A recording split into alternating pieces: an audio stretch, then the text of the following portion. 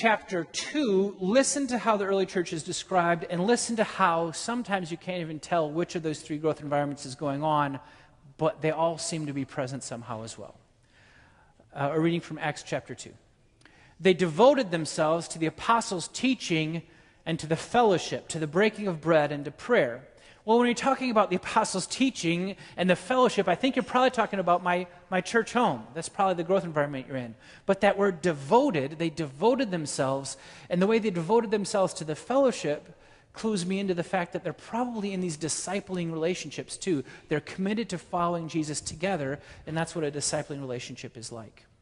Everyone was filled with awe at the many wonders and signs performed by the apostles.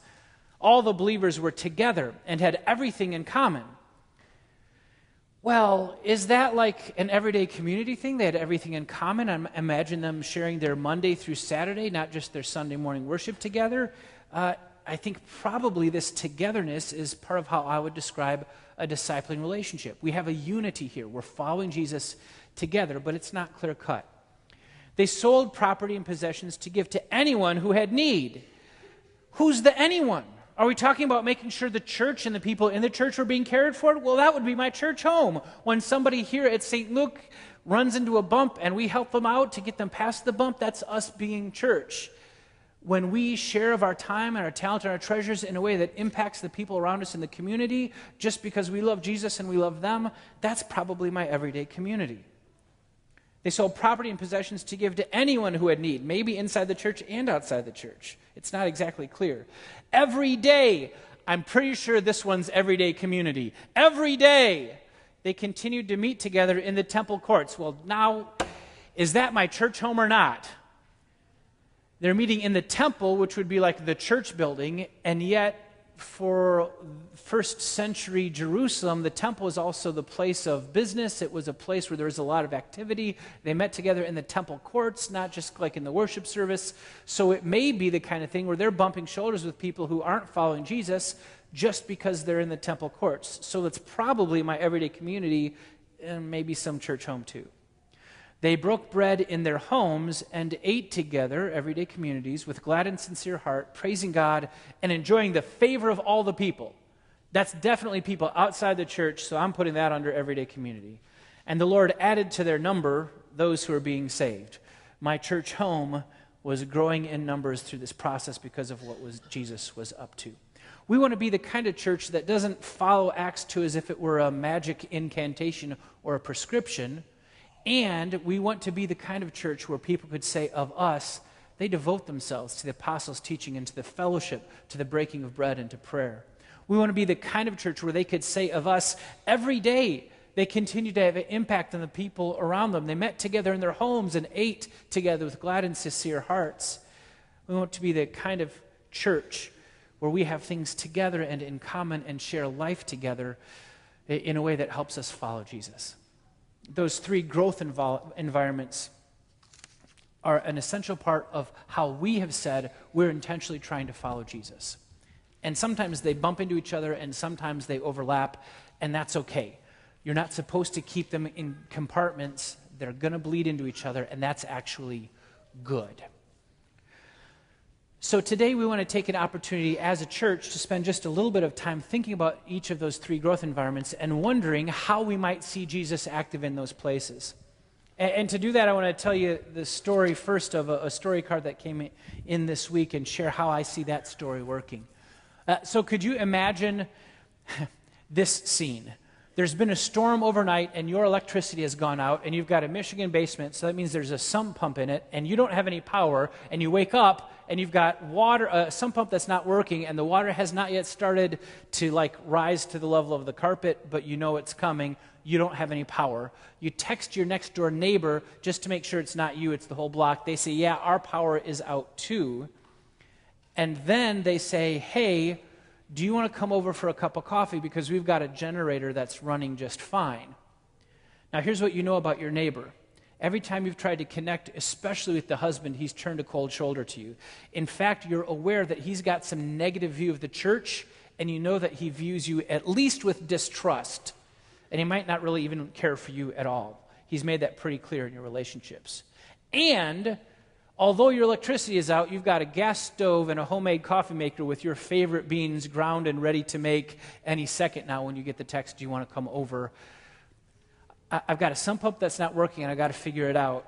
I've got a neighbor who doesn't like me, but the wife invited me into his house, and I've got the coffee that I like ready to brew, and I'm going to go over and have whatever they put in front of me. How would you be inclined to respond? Before you answer that, back the story up a little bit. That's the situation my mom and dad found themselves in up in Brighton a couple of weeks ago.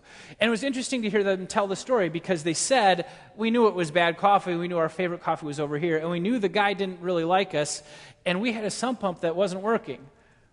But then they also said, if we hadn't been coming to St. Luke, we probably would have just said thanks but no thanks. We got a lot of stuff going on. But you, Rosso, you, son, keep putting this stuff in front of us, like being open to people who are on the out, or not kind of just judging people because they distrust you, but being open for what Jesus is doing. You've asked us not just to come to church and sit in a pew, but wonder what Jesus is up to. You're having us read books by Carl Medeiros, like 42 seconds. You've been preaching this stuff and giving us the story card that we haven't filled one out yet, but we know we should. I wanted to say no. I would have preferred to say no. But because of what was going on in my church home, and because that was being reinforced in conversations with each other and with other people in our lives, in discipling relationships, that led us to action in our everyday community that was different than we would have preferred for ourselves, but we did it anyway. So we said, sure, we'd be glad to come right over. We spent over an hour with them drinking the worst coffee I've ever had. And we got to know him. And the guy treated us okay. And we began a relationship. And when they heard our sump pump was out, they said, hey, you want to use our generator? It's working just fine. You could plug your sump pump in through the basement window. So we got a chance to be served by someone who's not following Jesus and receive that help. They weren't doing something nice for their neighbor was doing something nice for them. They received that help, and they experienced as Jesus doing something in their hearts and in their lives. For their next step, they said, our plan is to keep this communication open and to invite them over for a grill out sometime this month. We're going to rely on Jesus to provide opportunities for us to grow in a cordial relationship with them. Who knows? We may end up talking about Jesus someday. So they didn't baptize their neighbor in the rain or anything.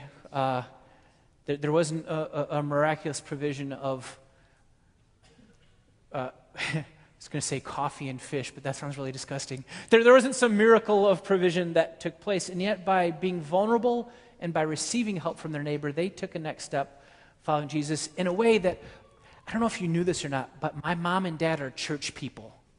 They've been around church a long time.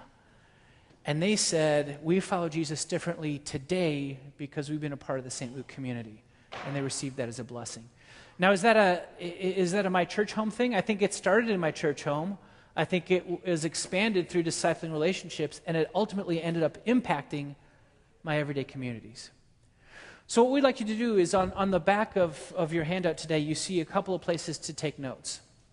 And hopefully that story began to spark something for you. And if it did, I don't expect you to fill out a whole story card right now, but I'd like you to jot a couple notes down about where you might have seen Jesus active in your everyday community. Maybe because of what you've been hearing at St. Luke or what you've been talking about in one of your discipling relationships. Write down a couple notes of a place you've seen Jesus active, either the way he's changed your heart or response or the way you've seen him active in somebody else's life. And if you're kind of stuck or you're wondering what that might be, you've got somebody in the pew next to you. Just kind of say, hey, I was wondering, could you help me out with this? So you can have some time to talk too, but mostly think about where you might see Jesus active. And we're going to give you 5 whole minutes in worship today to do that right now. So I actually I'm asking you to actually do it for real and take some time to fill it out. And as we go into that time, children 4 years old to 4th grade, we're going to excuse you now to go to children's church with Mrs. TK. She's got some stuff planned for you to help you know and follow Jesus better too. Follow Mrs. TK, the lady with the cross. Everybody else, You've got 5 minutes to jot a couple notes down that might lead to a story card about where you've seen Jesus active in your everyday community. On your mark, get set, go.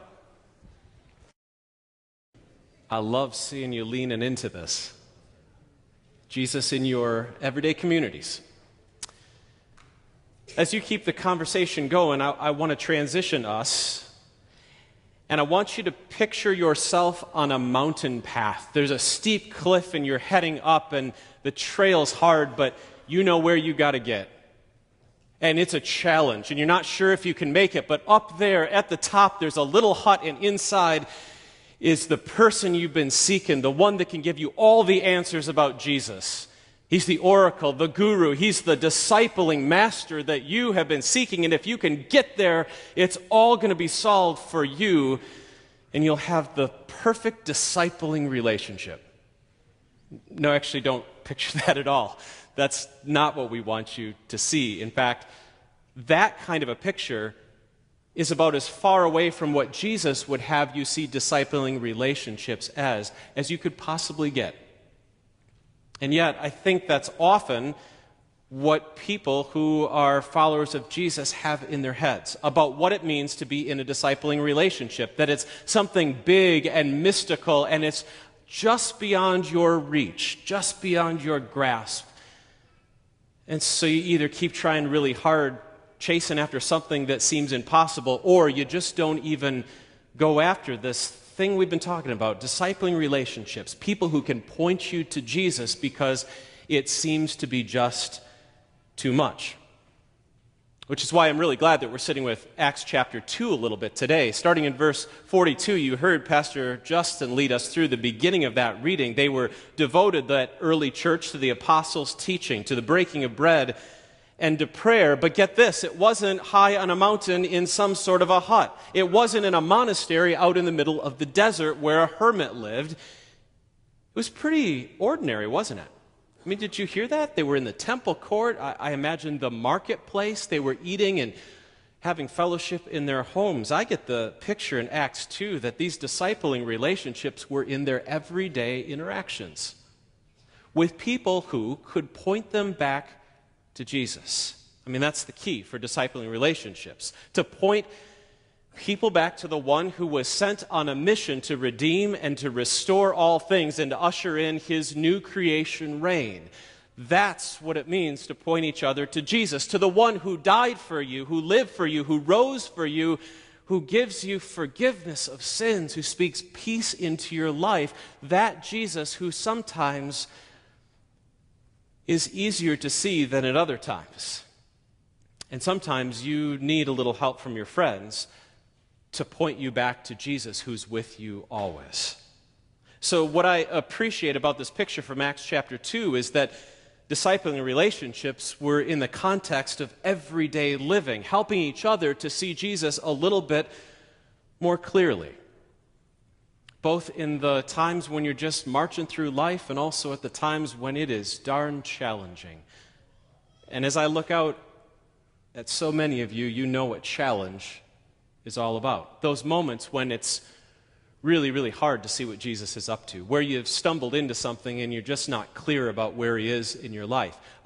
You've probably heard the name Dietrich Bonhoeffer before. He was a Lutheran pastor in Germany during World War II, and he had a phrase, a saying about discipling relationships. And I want to share it with you again today. He said there are times when you absolutely need a brother or a sister in Christ. You know why? Because sometimes the Jesus, the Christ in your heart, isn't as strong as the Christ in the mouth of your brother or your sister. Because sometimes it's just too hard to see Jesus. So today, as we lean into discipling relationships in this segment of our time together, I've got a couple people that I think can help us demystify this whole discipling relationship thing and help us see that maybe discipling relationships aren't so far out of our reach as maybe some of you came today thinking. Emma and Aria, would you come up and bring your mom with you? I think you've got a story that could help us see discipling relationships just a little bit differently. So I want you to know, as your story cards are turned into St. Luke, they end up coming in and we get a chance to read them. And ladies, your story cards kind of stopped a bunch of us in our tracks. And you helped us, at least on the staff, to see what it means to follow Jesus and to point each other back to Jesus. And I was hoping that you could share your story with the people out here. Do you think that'd be okay? So Aria, I want you to go first, and you go ahead, and I'm going to put the microphone here. Share your story card with everybody here today. One time when I was going to church, we got rear-ended. The car bumped us and we had to wait. Then the police didn't come, so we just went to church and we were late. Late? I knew Jesus was with me all the time. My next step, helping others be courageous in Jesus. Wow. So you were in an accident, and you got rear-ended, and while you were waiting, you knew that Jesus was with you the whole time.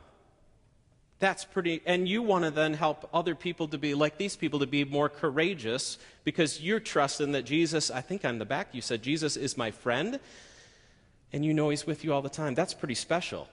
Now, Aria, you didn't go through that accident by yourself, did you? No, your sister was right there next to you. So Emma, you've got another side of this story that you wanted to share with everybody. So could you share your story card? One Sunday morning, as me and my family were driving to church, we got rear-ended. I was so surprised, scared, and the burn on my neck hurt that there were tears in my eyes. Then my sister leaned over and tried to comfort me. She offered to let me squeeze her hand. A few minutes later, I was calm. I saw Jesus shine through my sister Aria when she comforted me. My next step, comforting others when they need it. Wow. So you saw Jesus and knew he was right there with you through your sister Aria. And that helped you to be courageous and now want to help other people to be more courageous in following Jesus too, right? That is an example for me, and I think for all of us, what discipling relationships are all about. That feels like you were just being sisters for each other, right? So you can be sisters, and you didn't have to be like as old as Pastor Justin to point somebody else to Jesus? Wow. You know, that makes me think about my kids differently, that they might be really special in pointing me to Jesus. And you helped me to be more courageous too. Mom, I want to know from you, I'm going to hand the mic to you. When you got these story cards, when they filled them out, because I know you got to read them, what did that do to your heart as a mom? Well, my heart just felt very full. I mean, one of the greatest joys as a mom would be to see your kids grow up and have their own personal relationship with Jesus where he's real to them and he's not just something at church. So I filled my heart with joy that they could experience that. And then surprisingly, it was an encouragement to me because I felt that something I saw as a huge inconvenience, not really the work of God in my life to get rear-ended, that my daughters took that and experienced God through it and then pointed me back to it. So they're really my encouragers too. And that's awesome. I don't know, just not the kind of thing you expect on the way to church. Yeah, how about that when your kids end up pointing you back to Jesus? That's a pretty incredible thing. So, hey, you know what? You're kind of like first friends for each other, right? And you're also in a discipling relationship, and you helped us see Jesus more clearly. Thank you, Emma and Aria Hasey and Rebecca Hasey, for coming and sharing your stories with us. I'm going to send you back down to your seats because that's going to have all of them thinking about what it might look like in their lives too. So as you hear Aria and Emma and Rebecca share that, and you start thinking about the people in your life who can point you back to Jesus, I hope you saw in that story that they shared that it wasn't some big, grand vision of angels that came down that caused them to live in that moment. It wasn't something that was miraculous. It was an everyday, ordinary thing like a traffic accident and being sisters and being able to hold and squeeze each other's hands that helped them to see Jesus more clearly. Sometimes I think you need help to demystify what it means to be in a discipling relationship. So whatever that stirred in your hearts, we're going to give you 5 more minutes to lean into that. So go ahead right now And on that handout, there's a place that says Discipling Relationships. Talk with somebody, sit there, think it through, write down some notes. We don't expect you to fill out a story card about this and turn it in today, but just get thinking about this. We'll give you 5 minutes to lean into what Jesus is shaping about discipling relationships for you. So if you're having a cup of coffee you don't particularly care for in your neighbor's house, that might be your everyday community. And if you're holding the hand of your sister who's just in a car accident and she's a little scared, that could be a discipling relationship. Even though it took place in your everyday community, that might be a focus on discipling relationships. These things swirl around a little bit, they overlap, and they're supposed to.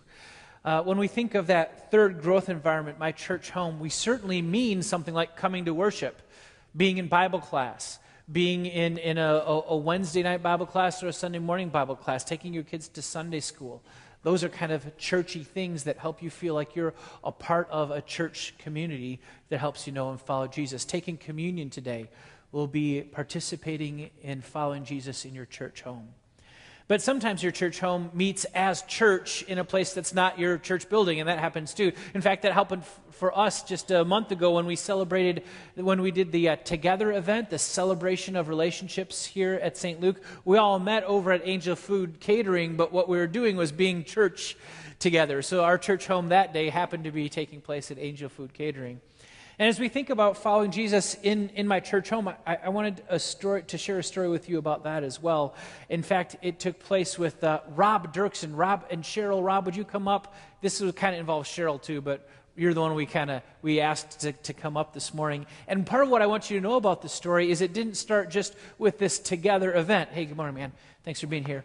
Part of what happened was Rob had been talking to me over the course of a couple years. Rob and Cheryl had said, we're not connecting the way we want to. We're trying to figure it out. This wasn't his first try.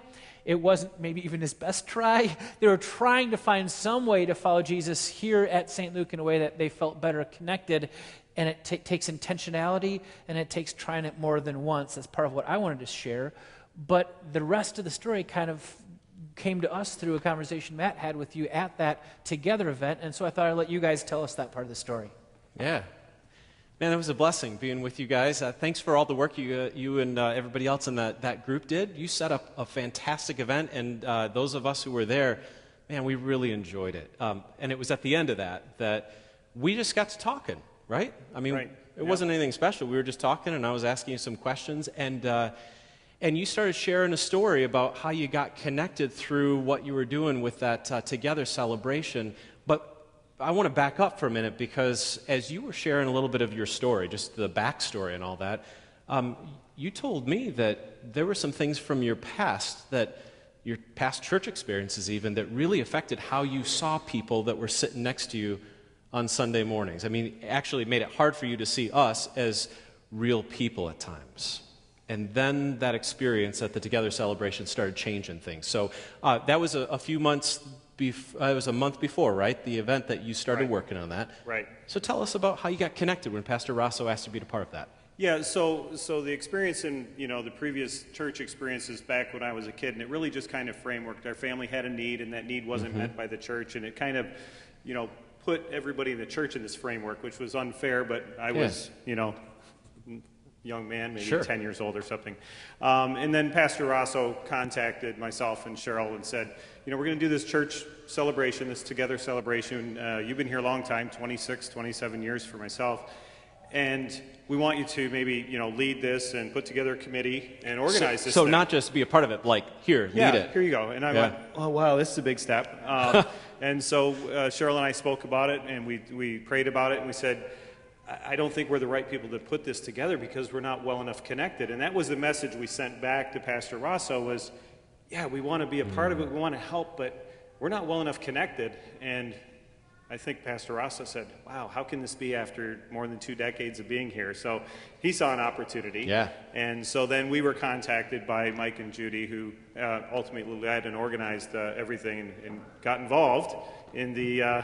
So I wasn't supposed to stand up and talk again, but I just want to say, at that point, Mike and Judy are really good at this kind of thing, and they're really good at connecting people too. So when I talked to Mike and Judy, I said, hey, Mike and Judy, this is the answer I got from Rob and Shirley, and this is why. What if we put together a team on purpose to connect people as a committee to each other while they help us connect better in the church? So Mike and Judy, when we made plans for this whole Together event, it was part of their leadership that said, hey, let's really focus on celebrating relationships. And it started with relationships in the committee. Take it away. Yeah. So perfect, exactly right. I mean, what I realized in going to these meetings, the few meetings that we're attending and getting things organized, was that I started to see the people within that committee as real people, as just like myself outside the church. And that was kind of one of my apprehensions, is I always thought maybe I'm not good enough to be a part of the community within the church because of who I really am, and kind of, I don't have these glorious, experiences and so forth. So I kind of felt a little bit inadequate, if you will. Yeah. But having these relationships within the committee started to change my thinking about the people that sit around me. I think you said by the time you were done and the event actually happened, you had multiple experiences where you're eating together, laughing together, talking together, sharing life together, right? Yeah, absolutely. And I mean, the committee meetings were work, but it was a lot of fun because it was just a lot of good interaction, a lot of humor. And you said you saw Jesus in the midst of that. I mean, you got to be in your church home. It was really a church home kind of an experience because you were getting to know the people around here, but Jesus showed up and connected you in relationship with them. Exactly. That's pretty significant. And you feel differently about people now at St. Luke. Oh, absolutely. Yeah. It's never like I felt anybody, wasn't worthy of being, somebody to hang around with. I felt like I wasn't the worthy one. But a bunch of times of trying to connect, and it happened, and Jesus kind of broke down some walls. That's awesome. Yeah. So you know that we continue to ask, what kind of next step is Jesus shaping in you? So coming out of that event, getting connected with people, what's the next step for you and Cheryl? Well, the next step kind of has already occurred. The Eggmans, who are on the committee, they invited Cheryl and I to a Memorial Day barbecue. Ooh, Sean Barbecue. Sean Barbecue. I got to That's tell good. you. Yeah. Smokehouse 52 doesn't hold a candle to Sean's Barbecue. There you go. And so we went, and we got to know some other folks there. Rick was there, Steve was there, Alan, and we just got a chance to share and fellowship and connect, and really, through that I discovered that these guys are really like me. There you go. And that was, kind of the icing on top of this whole thing. Yeah, so Jesus shaped all of that for you because you and Cheryl said yes to being part of something at your church home, a piece that was service-oriented. That's fantastic. Exactly. Last thing you shared with me, and I remember this was actually on the phone when we were getting ready for today, you said, man, I don't think that this story is anything significant. And then we talked a little bit, so share about that. Yeah, over the years we've heard of all these great miraculous things that have happened to people at St. Luke and those that we're, fellowshipping with. And I didn't have angels descend upon me. I didn't have any, this big revelation. It was just like it was really life happening. And the connections that I've made and the friendships that were started are things that I think that Cheryl and I will definitely grow with. And I think Cheryl's always been a little bit further along in this journey than me, so I've been maybe the anchor, and so she's pulling me up out of the water, and I'm going along a little more willingly. Fantastic. I'm so glad you're better connected at St. Luke, and man, it's in the everyday, it's the small, it's the ordinary things, it's not in the big glorious things, and I'm glad you got to experience that. Yeah, thanks. Thank Thanks you. for sharing that with us, and Cheryl, thanks for being a part of that too. Thank you. So, that wasn't the first time we'd had that conversation. We've come back several times to say, we still aren't feeling connected. What do we do next? Sometimes it takes persistence. It takes intentionality. It's not going to work right away, and that's okay. Did you notice that my church home and my everyday communities are beginning to bump into each other? I mean, because they were serving on a team at church to pull off of an event at Angel Food Catering, they end up in Sean Eggman's backyard. I mean, is Sean Eggman's backyard my everyday community, or is it church home? Different things happen in Sean's backyard. Sometimes it could be either one. You never know. That was Lisa laughing, by the way.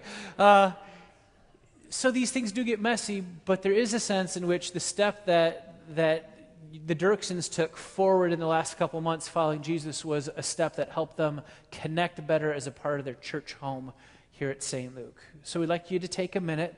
You got 5 more minutes, one last time. It doesn't have to be heroic. It doesn't have to be as angels descending and miracles happening. There's something miraculous about what happened in that relationship anyway. It's just perhaps not a guidepost moment. So take a moment you got 5 minutes again to think about something that might be going on. It could be in our church building. It could be something you heard in a sermon. It could be a small group you're a part of, a home group, a Bible study. It could be getting to know people who belong to St. Luke because they belong to St. Luke, and that's helping you follow Jesus a little bit better too. So would you take, again, 5 minutes, jot a couple notes about where you see Jesus active in and through your church home.